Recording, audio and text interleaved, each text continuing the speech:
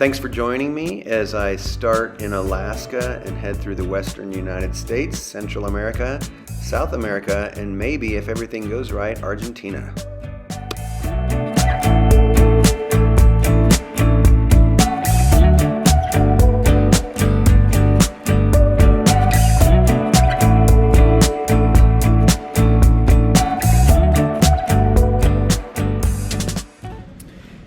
So this time coming to Mexico was different because I was riding solo on a motorcycle. I've been to Mexico 20, 25 times in the past, but I was always in a group or maybe just crossing the border for a little bit, or I was in a tourist zone like Baja or Yucatan where it felt really safe. So I wasn't as concerned, but the different thing this time was several friends that are very experienced with Mexico said, yeah, it's not like it used to be. It's a lot rougher now. And I looked on the State Department website, and it basically gave me a narrow little channel. I could kind of dodge this cartel and that cartel and make it down to the safer areas. But I was on pins and needles, and to be honest, that first day was so ugly. It was just low, scrubby, flat, bushy desert, and then it had some occasionally there'd be a stinky maquiladora, and a maquiladora is a foreign-owned company that goes to Mexico because of cheap labor and lack of environmental enforcement, so the smells coming out of those places are whoo. But I basically just gunned it and hit the road to Saltillo. When I stopped 2/3 of the way, it was 106 degrees outside. Before I even got to the border, I had been in Austin, and everybody told me that the police are going to stop you a lot, and you got to have all your paperwork in order. So I got 2 sheets laminated, both sides, with all the information I need. You need a temporary import vehicle permit. You need Mexican motorcycle insurance, and a couple other things, passport obviously. But I went to my local in Austin, I went to the copy shop, and when I got home to pack the next day to leave, my stuff wasn't there. And I was like, did the copy shop lose it? And so I looked through all my stuff 5-6 times, drove to Houston to try to get an expedited passport, and their offices, after I drove to Houston, they informed me that their offices were closed. It was a big 3-week-long waiting game and driving around. I did get to see a lot of friends, so that was great. But hold your passport like it's the most valuable thing you own, because it is. The very first Mexican I met that helped me on my way was Dr. Guillermo Alvarez. He saw that I was nervous about going into Mexico, but he asked me where I was going. He said, oh, that's the safest part. You're going to be fine.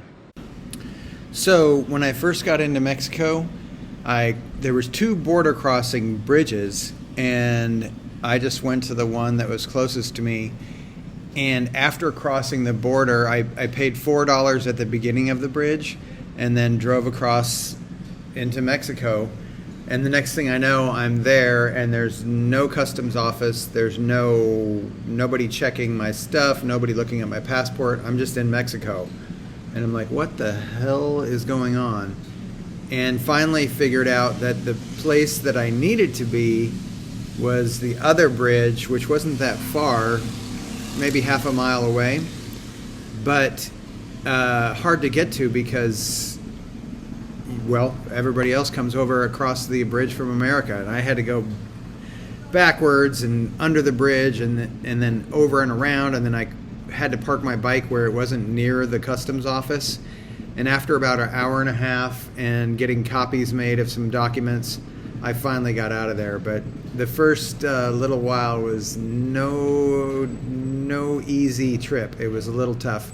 And I was by myself, so there's nobody to tell you not to freak out. So when I finally got my very expensive hotel room and I was just shattered from the long drive in the super hot 106-degree temperatures. So I got in my hotel room and I called my best friend. I just said, hey man, I don't know. I don't know what the hell I was thinking. This trip is the dumbest idea I've ever had. What the hell was I thinking? And I was really overwhelmed. I couldn't get my phone to work with the maps. And, it took me an hour and a half or so to find a hotel. So I was just having all kinds of imposter syndrome. And, but then I decided to just get out and go for a walk. Saltillo is a modern city with 2 million residents. It has fancy restaurants, fancy buildings. This is my hotel, very swanky. The next morning, I geared up and rode through these crazy Joshua trees that are super tall and found a cabin up in the mountains. It was perfect, and I sat in my hammock and started to try to relax. I said tried to relax. I was sitting in the hammock, and there was a truck that would sort of circle the 2-acre property I was on. And there was a man with a loudspeaker in the truck, and he was saying something in Spanish too fast for me to decipher. And my imagination got the best of me. Remember, everybody told me Mexico's dangerous, especially the northern part. So I was still in the north, but I figured I was hidden away. And I'm laying in the hammock, and the guy in the truck had kind of gone away, and the volume of his loudspeaker had faded. But then it would come back, and then at one point he was circling right around the property. And I was like, oh my God, it's the cartel. They saw me at the little convenience store, and they're saying, hey, gringo, we know you're out here somewhere. We are going to find you and feed you to our dogs. And after a little while, I couldn't take my imagination anymore, so I went and asked the attendant. I said, who is the guy? What was he saying? He said, oh, it's my friend George. He's selling tortillas. Yep. The next stop on my trip was to go to a town I hadn't been to in over 30 years, but it's a pretty magical place called Real de Catorce. The only way to get there is through a mile-long, maybe it's a 1.5 mile long tunnel in the mountain. But then once you do, it's this hidden little gem way up in the mountains. It's one of Mexico's Puebla Mágicos, and it's a really special place. When I got there, the hardest thing was finding my hotel, because I discovered the hard way it's not a hotel, it was an Airbnb. So I was asking all these people, where is Callejon 8? And they were like, what? And that means alley 8. It's just this alley, and then it was room number 8. So I had all these people trying to help me find a hotel, and it wasn't a hotel, it was just this Airbnb. But I settled in. The place is about $45 a night, really good deal. And then I was a short walk to everything I needed downtown.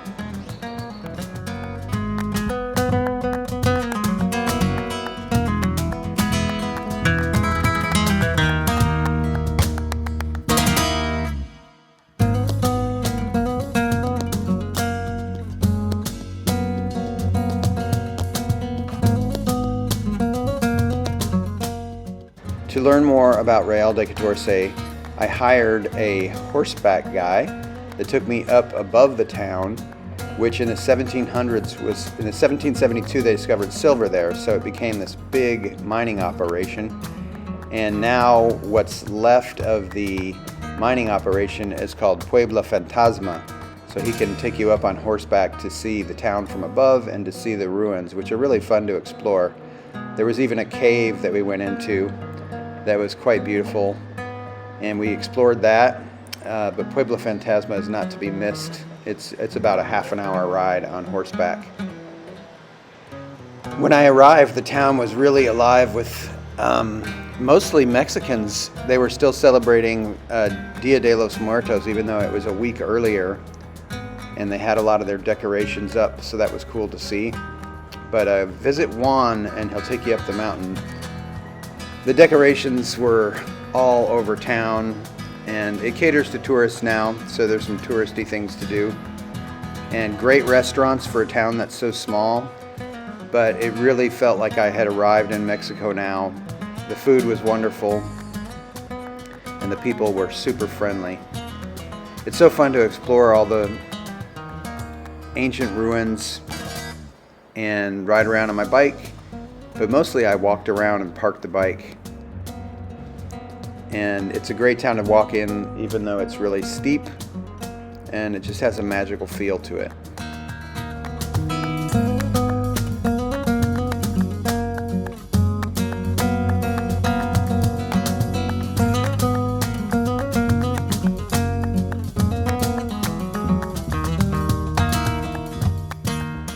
Navigating the town was a little tricky because, like I said, on my big bike, the streets are very steep and there's lots of foot traffic. But it was kind of cool seeing a town that was mainly being visited by Mexican tourists, so you didn't feel like you were in some resort where it was just a bunch of gringos. So the town has a really great feel, and a little hard to find, a little hard to get to, but it's well worth it.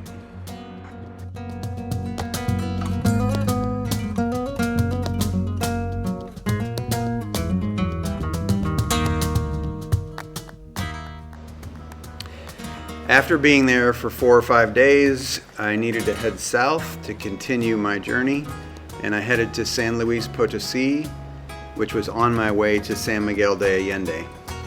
The first part of the drive was beautiful because I was coming down from 10,000 feet. And then when I got my place in San Luis Potosi, I was able to lock my motorcycle to the window bars and just didn't feel like going out and getting a dinner, so I ate this from a gas station. I was just about to leave to go to San Miguel, pack up the bike for my hotel, and this button got pressed. It's my hand warmers, which are linked directly to the battery, so my battery's dead. It's my first problema. And I got time. I actually have still 3 hours in the hotel room, but I wanted adventure. This is adventure. I'm getting some help here from somebody who works at the hotel. It's not jumper cables, but it's cables of electrical sorts. So Juan's idea totally worked. Gracias, señor.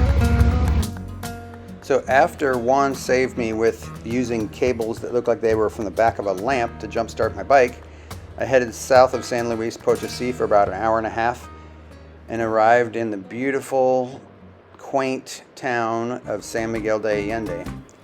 It immediately felt different. The streets were clean, there was no litter everywhere, and people were sweeping the sidewalks, and all the little buildings are different colors, and lots of cobblestone, steep little alleyways. Just a beautiful little town, but it did feel completely different. Even when you rode into town, the highways were a lot nicer, about 15 minutes outside of town.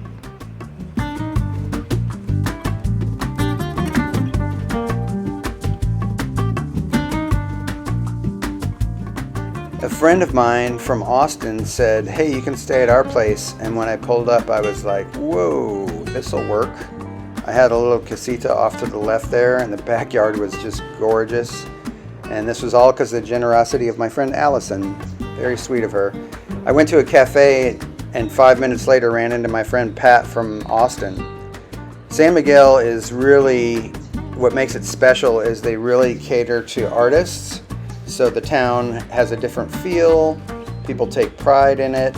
Like I said, it's not very littery, and everybody's got little pets with them. There's local merchants selling their stuff. The food is delicious. It's just a feast for the eyes. Here's a group of motorcyclists that I met on Facebook, and they were able to give me the lay of the land. The town is known for the church in the center, but everywhere you look, there's just eye candy. Just beautiful architecture, beautiful buildings. This is the main church that everybody goes to see, and it comes alive at night with the whole town just goes to the Zocalo to hang out. I found a market for fresh produce, was able to cook in my little apartment. Just a beautiful, beautiful town with lots of culture, lots of music, and it really has a special feel to it. I can see why so many people want to move here. Paul took me out on a dual sport ride, and the road got a little rocky, but I think I'll let the pictures speak here, and you can just sense the flavor from the images.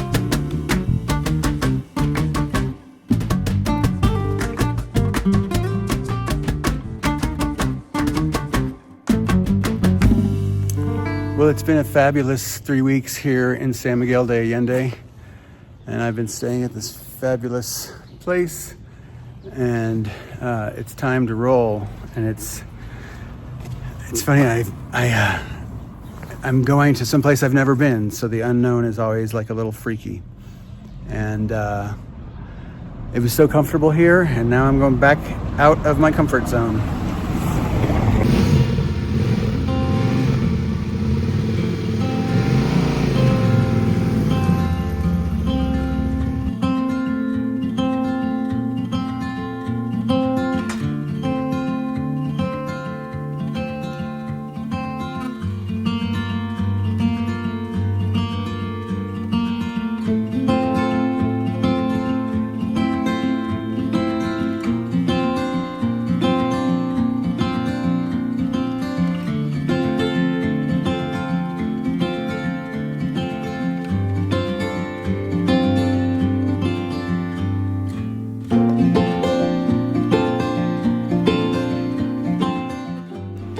So yeah, join me next time as I explore the pyramids of Teotihuacan.